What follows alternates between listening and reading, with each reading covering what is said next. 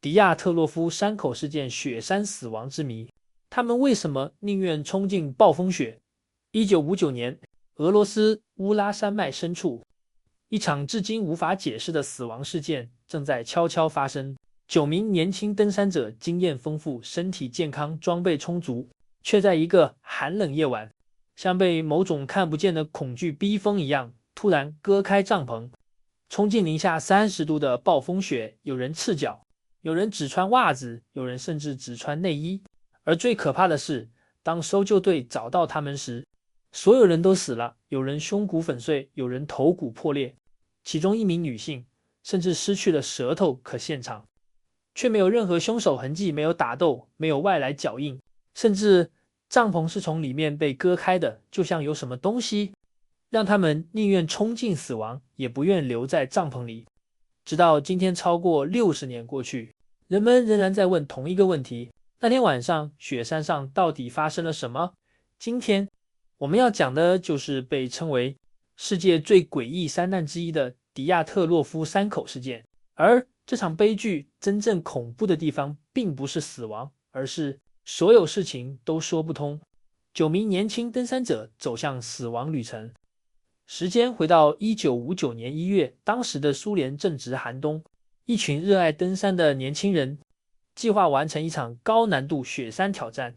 他们的目标是位于乌拉山脉北部的一座危险雪山，当地名称叫 Kholat Syakhl， 翻译过来的意思是死亡之山。光是名字就让人背脊发凉，但当时没有人太在意，因为在经验丰富的登山者眼里，这只是一场艰难挑战。队伍领队是23岁的 Igor Dyatlov， 事件名称迪亚特洛夫山口就是以他的名字命名。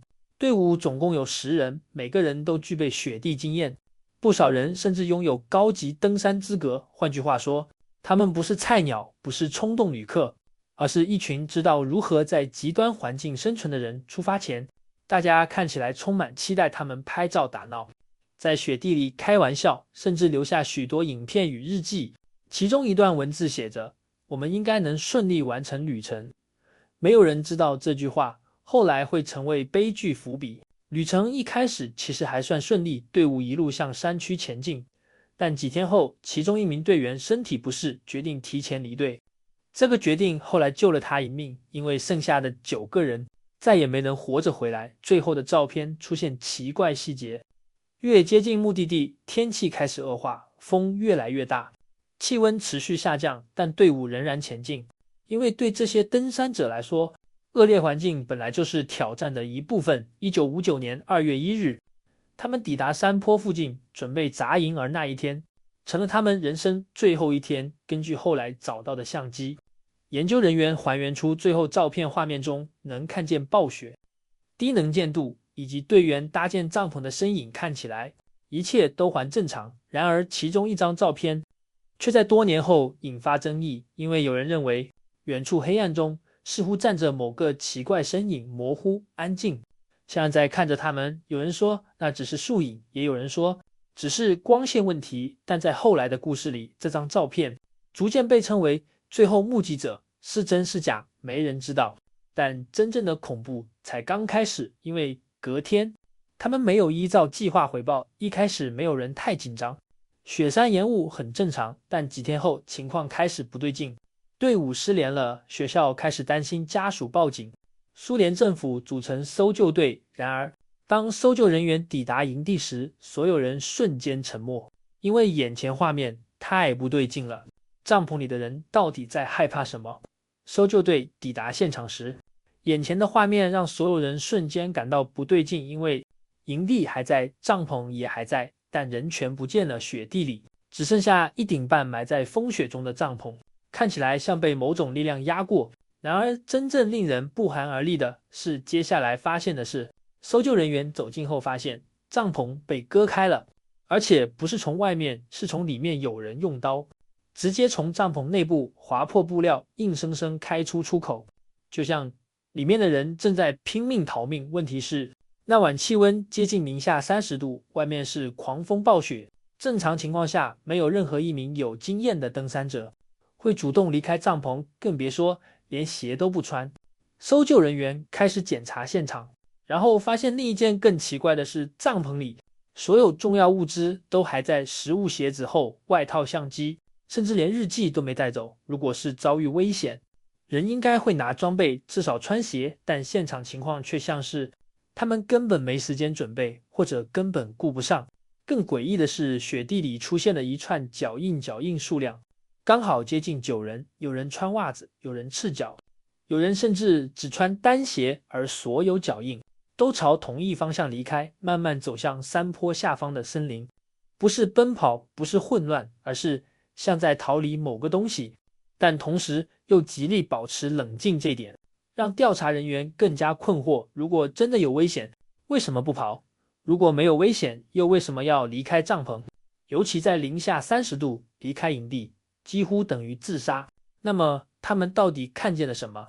第一批遗体，他们似乎想活下去。几小时后，搜救队在森林边缘找到第一批遗体，2名年轻男子倒在一棵巨大雪松下，两人几乎只穿内衣，身体冻僵，手部严重受伤，指节破裂，皮肤撕裂，像曾经拼命抓着树干。甚至有人推测，他们可能曾试图爬树，因为雪松树枝有明显折断痕迹，像有人急着往高处看，但看什么？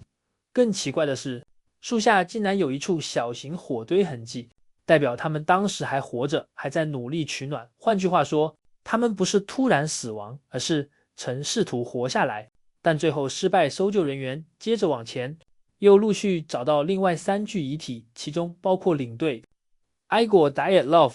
奇怪的是，他们的位置全都在返回帐篷的路上，就像有人终于意识到留在外面会死，于是决定折返，但没有成功。其中一人距离帐篷只剩几百公尺，却倒下了，永远没能回到安全处。而这时候，大部分调查人员仍然认为可能只是暴风雪冻死，直到最后4具遗体被找到，整件事开始变得无法解释。第6章，真正恐怖的地方，现在才开始。几个月后，积雪融化，搜救队在深雪区域找到最后4人。然而，当法医检查遗体时，所有人都震惊了，因为他们的伤势太不正常。其中一名男子胸骨大面积粉碎，伤势程度像遭到高速车祸撞击；另一名女子肋骨严重碎裂，肺部受损。但奇怪的是，皮肤表面却几乎没有外伤，就像某种巨大力量直接从内部压碎身体。法医甚至表示，这种力量几乎相当于车祸撞击。但问题来了，雪山上哪来的车？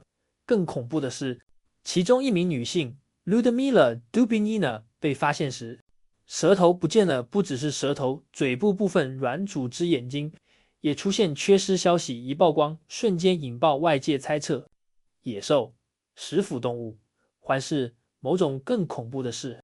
有人甚至开始怀疑是不是遭到攻击，但现场没有打斗，没有陌生脚印，没有武器痕迹，更没有外来者存在证据，就像9个人在没有敌人的情况下自己走向死亡。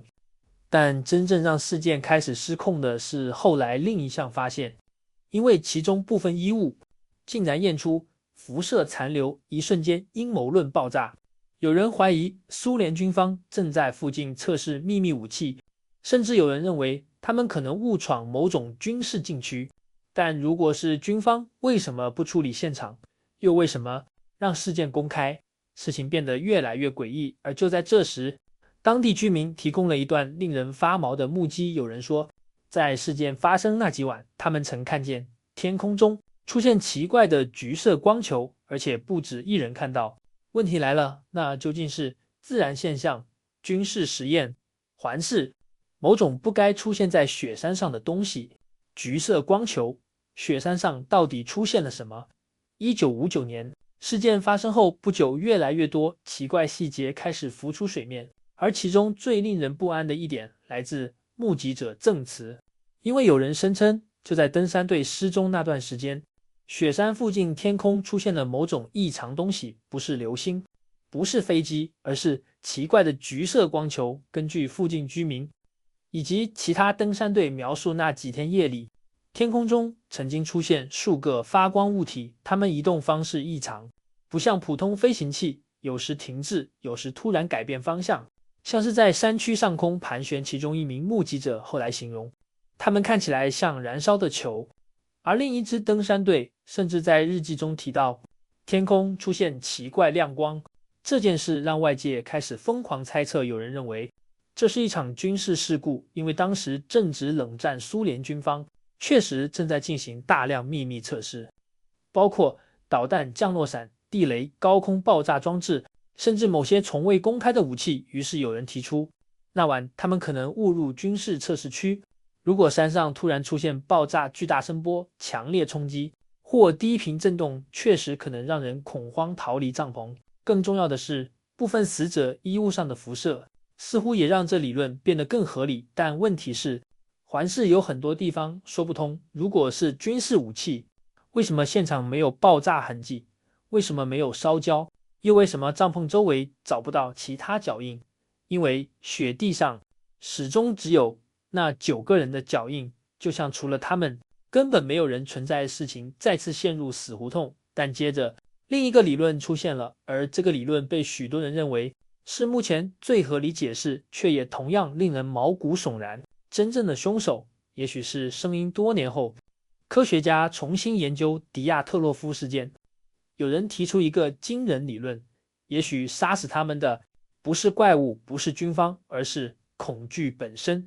研究人员发现，特殊地形加上强风可能产生一种极罕见现象，次声波 infrasound。infrasound 这是一种人耳听不到的低频声波，但问题是，虽然听不到人体，却可能感受到，包括焦虑、恐慌、恶心、心跳加速、极端压力，甚至产生强烈逃命冲动。研究认为，那晚强风穿越山谷时，可能形成特殊气流，产生类似风笛效应，低频声波不断震荡帐篷，让里面的人出现极度心理恐慌，突然觉得这里不能待了，所以他们紧急割破帐篷，冲出去。问题是，出去之后才发现自己犯下致命错误，因为外面是-30°、暴风雪，等冷静下来已经太晚。有人试图生火，有人尝试回帐篷，有人躲进雪堆，但最终没有一个人活下来。这理论的确能解释为何从内部割帐篷，为何赤脚离开，为何没有外来脚印，为何有人想回营地。但问题又来了，如果只是冻死，那胸骨粉碎、头骨破裂、舌头消失，又该怎么解释？支持者认为，最后4人可能跌进雪沟，遭巨大积雪压迫，造成内伤，而舌头与眼睛缺失，可能只是遗体长期暴露后被自然环境与动物破坏。听起来合理，但仍然有人不相信，因为某些细节环视太奇怪。例如，为什么其中几人身上穿住别人的衣服，代表有人死后，其他人生存到一段时间后才取走保暖物资。那么在最后几小时里，他们究竟经历了什么？有人还活着吗？有人曾看见什么吗？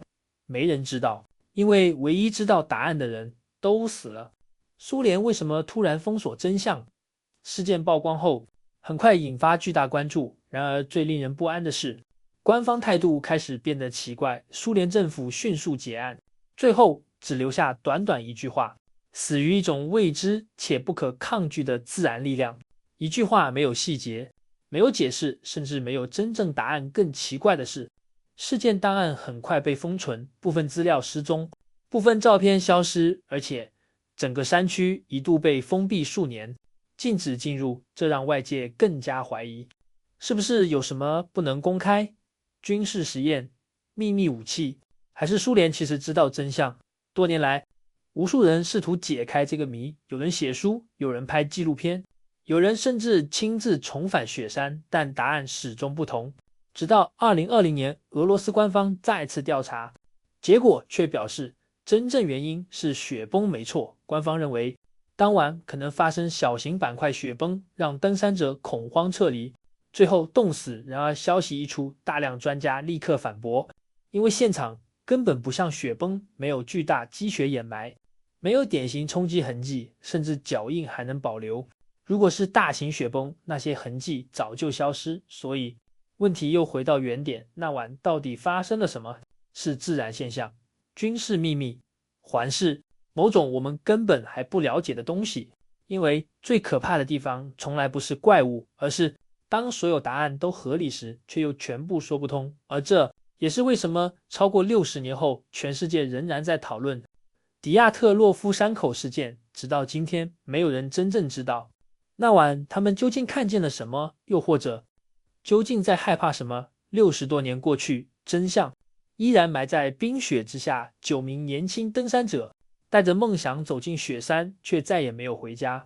他们不是新手，不是鲁莽冒险者，而是一群经验丰富的人。但即使如此，依然没能活着离开。直到今天，人们仍然在争论，究竟是雪崩、军事实验、次声波造成的恐慌，还是某种我们从未理解的未知现象。